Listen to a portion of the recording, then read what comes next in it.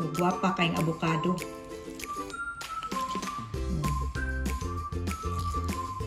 Guwapa kay mahal man po kaayo niya usta kumo o dako pa akong kumuan ni. So, nakapalit yun may fresh. So, guwapa kaayo. So, maghimo ta og dessert.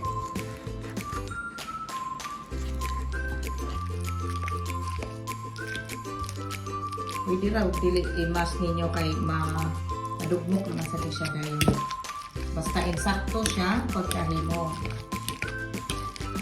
Okay, so ato na siyang isit aside. So magkuang tag-egg.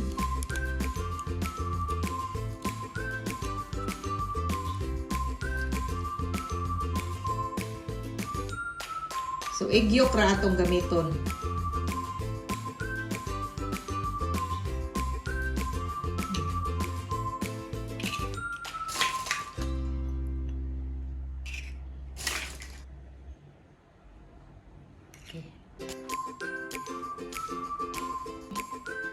So, 2 liters of fresh milk. So, pwede din kayong gumamit ng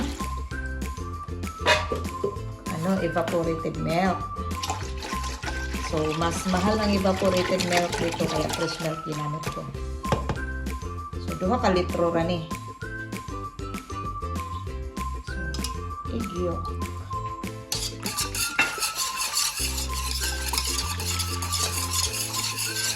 So, 2 gulaman na unflavored.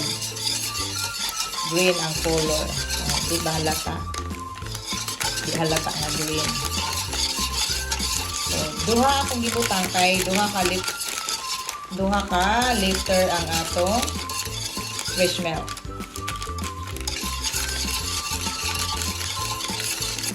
So, magbutang tao condensed milk.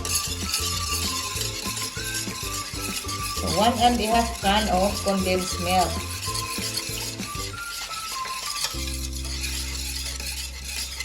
So, butang taog white sugar. Tama na. 1 cup, 1/2 cup ra itong white sugar.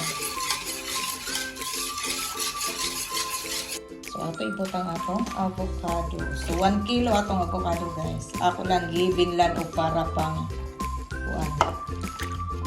aesthetic ba.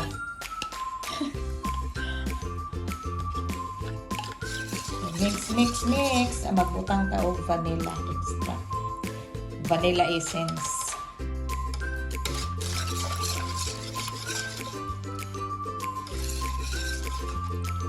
Okay. Siyang itakang. Okay. So, ato ni siyang kuan until ma-boil siya. Okay, so, ang ingredients nato simple lang. Avocado, egg yolk, condensed milk, evaporated milk or fresh milk, and sugar. Kanya, vanilla essence.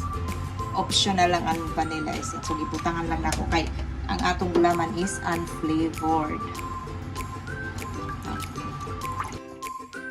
Limpyo akong kamot, avocado ra na nakahugawan.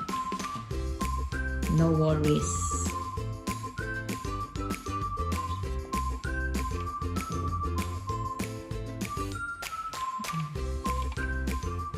So, prepare.